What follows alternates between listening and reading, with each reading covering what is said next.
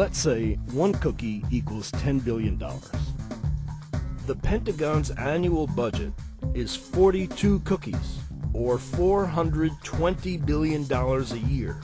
That's more than $1 billion a day, and that doesn't even include the costs of the Afghan and Iraq wars. So, how much do you think we spend on this other stuff?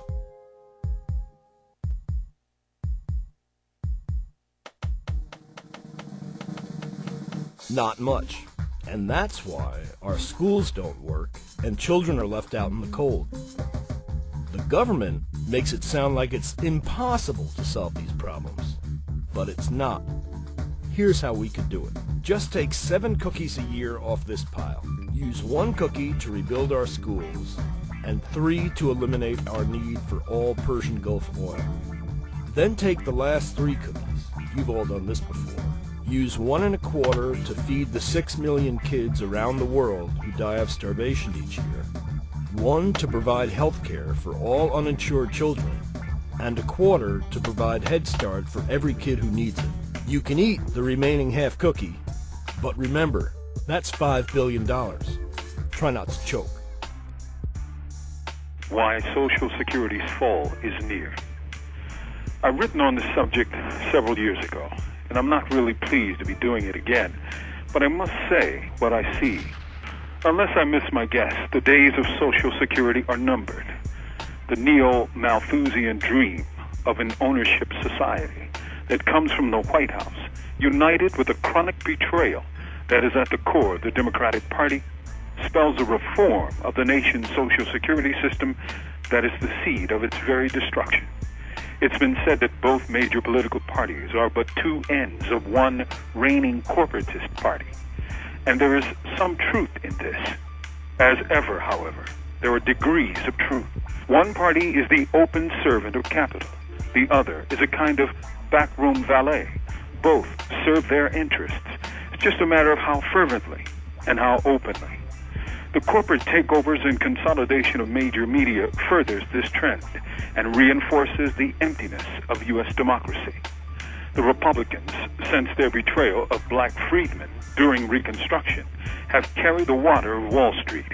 The Democrats, which began as a pro-slavery white supremacist party, has never truly come to terms with the central contradictions of its beginnings and its subsequent morphing into a party that claims to represent black and working class interests. In the never-ending struggle to represent these 2 inconsistent interests, the Democrats have opted to go down the middle to the money bags of Wall Street, and as ever, money runs the show. When it comes to Social Security, Wall Street is drooling like a lecher at a girls' high school. They see billions of new dollars, nay, trillions, being pumped into the stock market to fuel corporate growth and executive profit. It is a dream come true for the market and at the top of their wish list. For the poor, the working class, for those who fought for these things in the early years of the 20th century, it is a nightmare. Social Security was won after hard and bloody struggles after the stock market crash of 1929 and the Great Depression that followed. People marched, they demonstrated. There were rent riots, food riots, sit-ins, and mass protests. Using anti-government rhetoric and the age-old appeal to greed, the corporatists in the White House and Congress are getting ready to pull the rug out from under generations of young people with promises of stock wealth that may, like the morning dew, evaporate. What is utterly amazing is that the same administration that brought us the economic disaster of Enron is selling a plan that makes Enron look like child's play. An ownership society means that those who can pay for it own it. Those who cannot get nothing. This is but the latest attempt by the corporatists to create the social and economic conditions where workers have no say in how they will live after their productive years have passed. This is the creation of social insecurity. Social movements brought Social Security into existence. It is only social movements that will build a wall around it and build further ramparts for more and more people who live on the periphery of capital.